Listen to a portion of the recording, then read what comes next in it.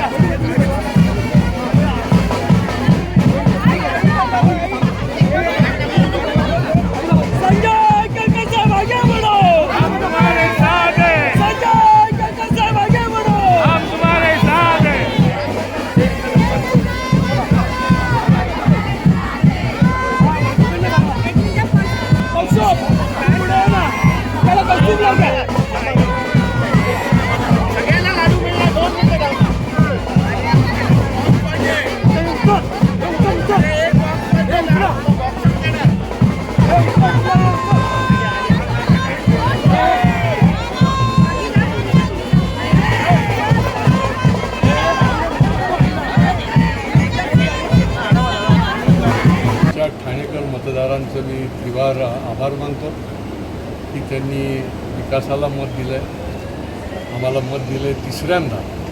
आणि त्याचबरोबर भारतीय जनता पार्टी आणि महायुतीचे सर्व कार्यकर्ते यांनी जो भरभक्कमपणे काम केलं त्यांचं देखील मी याच्यामध्ये वाटा आहे.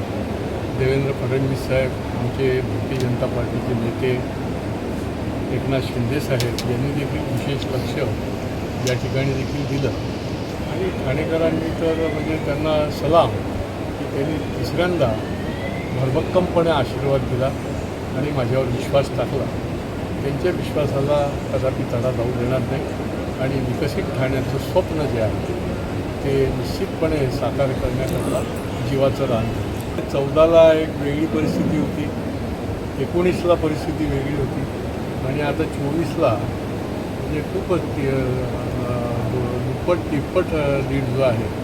म्हणजे विकासाला मतदार जो आहे तो ठाण्यातला सुज्ञ आणि जागरूक आहे, विकासाच्या बाजूने उभा राहतो आणि विकासाचं काम करणारे. आणि आमचं प्रगती पुस्तक आम्ही त्यांच्यासमोर ठेवल्यावर सकारात्मक आमचा जो प्रचार होता त्या प्रचाराच्या बाजूने त्यांनी आमच्यावर विश्वास टाकला. सगळ्यांनाच मतदाराला तर देईनच, ठाणेकर मतदार तर फारच जागरूकपणे मतदान करतो आणि त्यांनी विश्वास टाकला. आमचे कार्यकर्ते आहेत, Bhajap, Shivsena, Republican Party of India आणि सर्व आमचे महायुतीचे नेते यांना निश्चितपणे याचं श्रेय जातं.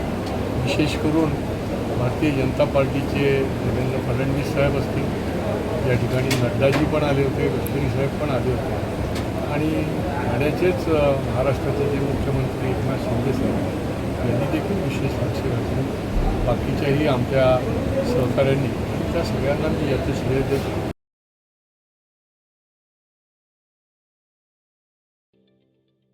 ठाणे महानगरपालिकेचे मालमत्ता कर म्हणजेच प्रॉपर्टी टॅक्स भरण्याचे आवाहन.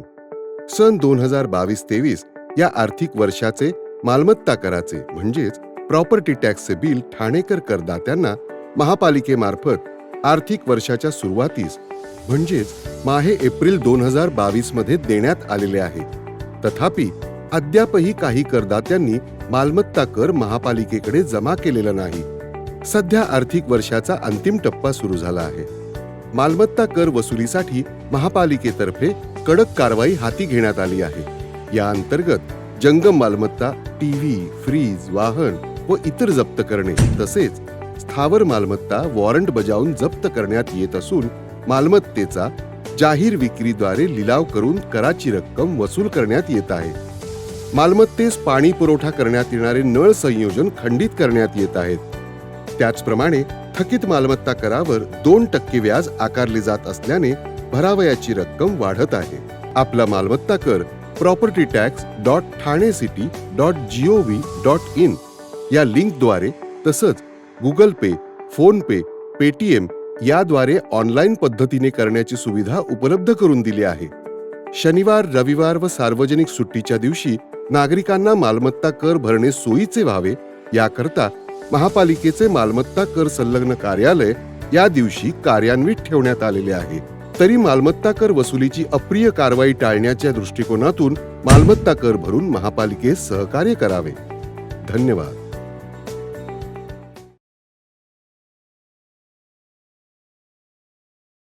श्री साईबाबा मंदिराचा 38वा वर्धापन दिन सोहळा 23 नोव्हेंबर 2024 ते 25 नोव्हेंबर 2024 या कालावधीत भक्तिमय वातावरणात मोठ्या उत्साहात साजरा करण्यात येत आहे. या 3 दिवसाच्या कार्यक्रमामध्ये ठाण्यासह आसपासच्या भागातील शेकडो भक्तांनी सहभाग नोंदवून श्रद्धा आणि भक्तीचे दर्शन घडवले. कार्यक्रमाची सुरुवात शनिवारी सकाळी 4:30 वाजता काकड आरती, साईबाबा मूर्तीला अभिषेक, आरती तसेच 7:30 वाजता श्री दत्तया यज्ञाची सुरुवात करून झाली. भक्तांनी मोठ्या संख्येने ते हजेरी लावून या पवित्र यज्ञामध्ये सहभाग घेतला. त्यानंतर लाडू प्रसाद वाटप करण्यात आले, ज्यामध्ये भक्तांनी आनंदाने भाग घेतला. सकाळी 9:30 वाजता झालेल्या गायन, भजन आणि कीर्तन कार्यक्रमाने वातावरणात भक्तिरसात न्हाऊन निघाले. या उत्सवाचे आयोजन श्री साईनाथ सेवा समितीच्या सक्रिय सहभागाने आणि प्रमुख सल्लागार श्री संजय केळकर, अध्यक्ष मंगेश नईबाकर आणि इतर सदस्यांच्या उपस्थितीत व मार्गदर्शनाखाली करण्यात आले.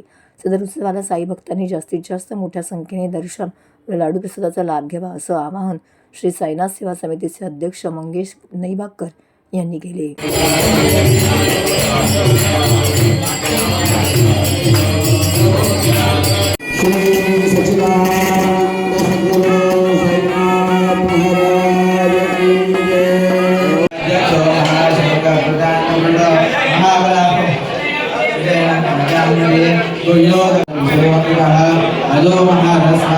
वर्तकनगर श्री साईनाथ सेवा समितीचा 38वा वर्धापन दिन असून आज वर्धापन दिनाचा प्रथम दिन असून संस्थेचे संस्थापक अध्यक्ष श्री बळीबाई नईबाकर यांना अभिवादन करून आज कार्यक्रमाचा प्रथम दिन सुरुवात झालेली आहे. बळीबाईंच्या जाण्यानंतर आमचे संस्थेचे साईनाथ सेवा समितीचे प्रमुख सल्लागार संजयजी केळकर साहेब यांच्या मार्गदर्शनाखाली हा संपूर्ण कार्यक्रम होत असून आज पहाटे बाबांची काकड आरतीला सुरुवात झालेली आहे. त्यानंतर मंगल स्नान झालेलं आहे. आता आज दिनांक 23 रोजी सकाळी 8:30 वाजता श्री दत्तया यज्ञ जनकल्याणार्थ आजपासून सुरुवात होणार असून त्यानंतर बाबांचा जवळजवळ 3 दिवस हा जनकल्याणार्थ यात चालू राहणार असून त्यानंतर दुपारी 3 वाजता बाबांची पादुकांचे पालखी मिरवणूक संपूर्ण वर्तकनगर परिसरातून निघणार असून त्यानंतर वर्तकनगरमध्ये संपूर्ण परिसरामध्ये विद्युत रोषणाई केलेली असून वर्तकनगरच्या प्रवेशद्वारावर वर्तकनगरच्या नाक्यावरती प्रवेशद्वार तयार करण्यात आलेले आहे. जवळजवळ आज संपूर्ण महाराष्ट्रातून, ठाणे जिल्ह्यातून, मुंबईमधून साई भक्तांची आज मोठ्या प्रमाणावर दर्शनासाठी रांगा लागतील आणि आज त्यांना या दर्शनासाठी येणाऱ्या प्रत्येक भक्ताला जवळजवळ 15 टन लाडू तयार केलेले आहेत. 15 टन लाडू म्हणजे जवळजवळ 5 ते 6 लाख लाडू तयार होणार असून प्रत्येक भक्ताला प्रसादरूपी 2 लाडू आज सकाळी 7:30 नंतर साईबाबांची आरती झाल्यानंतर सर्वांना प्रसाद वाटला जाणार आहे. सर्व साई भक्तांना मी आपल्या चॅनलच्या माध्यमातून अशी विनंती करीन की साईबाबांचे दर्शन घ्यावे आणि प्रसादाचा लाभ घ्यावा ही मी विनंती करतो. श्री साईनाथ सेवा समिती वर्तकनगर ठाणे श्री साईनाथ मंदिराचा 38वा वर्धापन दिनोत्सव शनिवार दिनांक 23 नोव्हेंबर ते सोमवार दिनांक 25 नोव्हेंबर या कालावधीत साजरा करण्यात येणार आहे. त्यानिमित्ताने 3 दिवस श्री दत्तयाग यज्ञ आयोजित करण्यात आलेला आहे. तरी सर्व साई भक्तांनी दर्शनाचा व महाप्रसादाचा लाभ घ्यावा अशी विनंती संस्थेचे अध्यक्ष श्री मंगेश बळीराम नईबाकर सर्व साई भक्तांना करीत आहेत. मुंब्रा विधानसभा मतदारसंघात झालेल्या निवडणुकीत राष्ट्रवादी काँग्रेसचे नेते जितेंद्र आव्हाड यांनी मोठ्या मताधिक्याने विजय मिळवला आहे. आव्हाड यांच्या विजयामुळे मुंब्रा परिसरात राष्ट्रवादी काँग्रेसचे वर्चस्व पुन्हा एकदा सिद्ध झालं आहे. जितेंद्र आव्हाड यांच्या मतदारसंघात विकास कामं, सामाजिक न्यायासाठी झगडणे आणि प्रभावी नेतृत्व यामुळे आपली छाप कायम ठेवली होती. यावेळी मतदारांनी त्यांच्यावरती विश्वास दाखवत त्यांना पुन्हा विधानसभेत पाठवलं आहे. आव्हाड यांच्या समर्थकांनी मोठ्या जल्लोषात हा विजय साजरा केला. ढोल ताशांच्या गजरात आणि फटाक्यांच्या आतिषबाजीमध्ये संपूर्ण मुंब्रा परिसरामध्ये जल्लोष नालेला पाहायला मिळाला. या विजयासाठी आव्हाड यांनी मुंब्रा मतदारांचे आभार मानले असून विकास कामांचा धडाका कायम ठेवण्याचं आश्वासन दिलं आहे.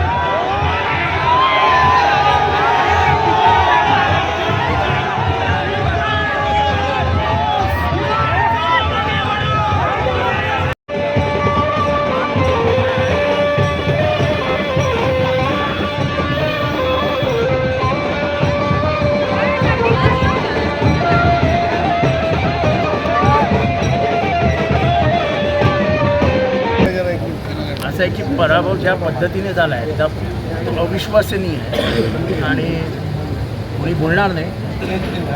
पण मला EVMवरती प्रचंड शंका आहे. माझ्याकडे मुंब्रा कोशामध्ये काय प्रश्न व्यवस्थित विचार तो मिला ना त्यांनी मतदान जे झाले त्यांना तुम्हाला मतदान झालं ना सर विकासाला झालं. आणि जी माझी टिंगल टवाळी उडवली गेली, जी माझे फोटोज मॉर्फ करण्यात आले, माझ्याबद्दल जो खोटा नाटा प्रचार करण्यात आला त्याला लोकांनी बरोबर उत्तर दिलं. सर विरोधकांनी जी पातळी सोडून प्रचार केला लोकांनी दाखवलं काय असतं.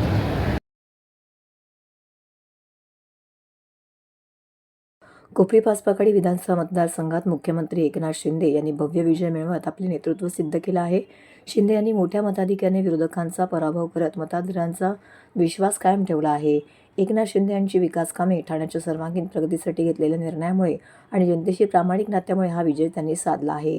पायाभूत सुविधा, रस्ते, पूल, जलवाहिनी आणि ठाणेकरांसाठी केलेल्या लोकहिताच्या उपक्रमांमुळे त्यांनी जनतेच्या मनात विशेष स्थान निर्माण केलं आहे. शिंदे यांच्या विजयाच्या घोषणेनंतर कोपरी पाचपाकडी परिसरामध्ये जल्लोष झाला. त्यांच्या समर्थकांनी गुलाल उधळून फटाक्यांची आतिषबाजी करत आणि ढोल ताशांच्या गजरामध्ये आपला विजय साजरा केला. विजयानंतर एकनाथ शिंदे यांनी मतदारांचे आभार मानत ठाण्याच्या विकासाचे काम अधिक जोमाने सुरू ठेवण्याचं आश्वासन दिलं. ठाणेकरांच्या विश्वासामुळे हा विजय शक्य झाला आहे असं देखील शिंदे यांनी नम्रतापूर्वक सांगितलं. ए भाऊ ए पाटील ए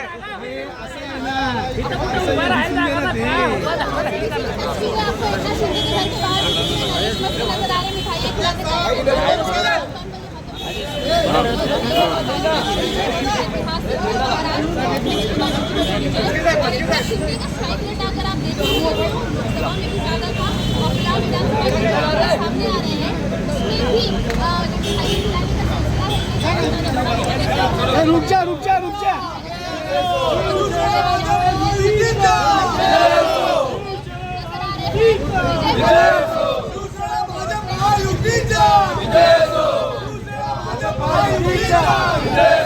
अरे शिवाने अरे विज्युअल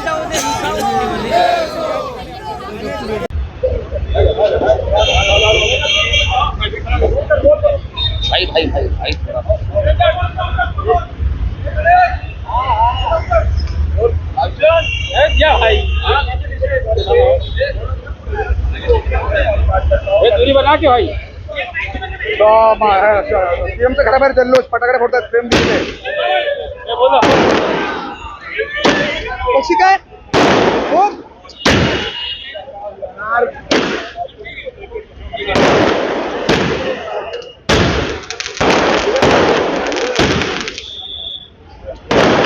या निवडणुकीमध्ये जनतेने दिली आणि म्हणून महाराष्ट्राच्या जनतेला मी पुन्हा एकदा त्यांच्या मनापासून आभार मानतो, त्यांना मनापासून धन्यवाद देतो की पूर्णपणे जे काम आम्ही केलं 2.5 वर्षामध्ये त्याचं मोजमाप, नोंद आणि त्याची कामाची पोचपावती या महाराष्ट्रातल्या जनतेने आम्हाला दिलेली आहे.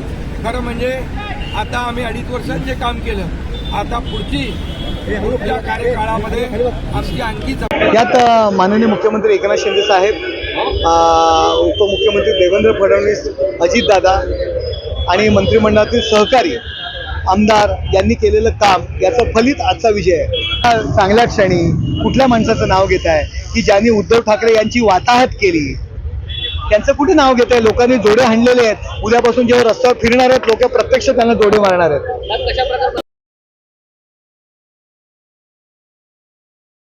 ठाणे जिल्ह्यातील राजकारणात महत्त्वाची भूमिका बजावणारे शिवसेना आणि महायुतीचे उमेदवार प्रताप सरनाईक यांनी 2024च्या महाराष्ट्र विधानसभा निवडणुकीत 1,09,116 मतांनी लीड घेत चौथ्यांदा आमदार म्हणून निवडून आले आहेत. त्यांच्या विजयामुळे ओवळा माजिवडा मतदारसंघातील त्यांची लोकप्रियता, शिवसेनेचा स्थानिक प्रभाव पुन्हा अधोरेखित झालेला दिसून येतोय. सरनाईक यांनी आपल्या मागील 15 वर्षाच्या कार्यकाळात ओवळा माजिवडा मतदारसंघात केलेल्या विकास कामांमुळे त्यांना जनाधार अधिक बळकट झालेला आहे. कॅशलेस हॉस्पिटल, ग्रंथालय, संगीत गुरुकुल, तीरंदाजी प्रशिक्षण केंद्र, टोगो व्हॅन, मेट्रो प्रकल्प यांसारख्या पायाभूत सुविधांमध्ये त्यांनी केलेल्या सुधारणा स्थानिक जनतेला प्रत्यक्ष अनुभवायला मिळाल्या आहेत. शिवाय कोविड-19च्या काळात गरजूंना दिलेल्या मदतीमुळे त्यांच्याबद्दल विश्वास वाढला आहे. यावेळी प्रताप सरनाईक यांनी आपल्या प्रतिस्पर्ध्यांवरती 1,09,116 मतांची लीड घेत मोठ्या मताधिक्याने विजय मिळवला आहे. प्रचारादरम्यान त्यांनी मतदारांसमोर विकास कामांबाबतचा अहवाल मांडला आणि ओवळा माजिवडा मतदारसंघाचा सर्वांगीण विकास करण्याचा संकल्प व्यक्त केला.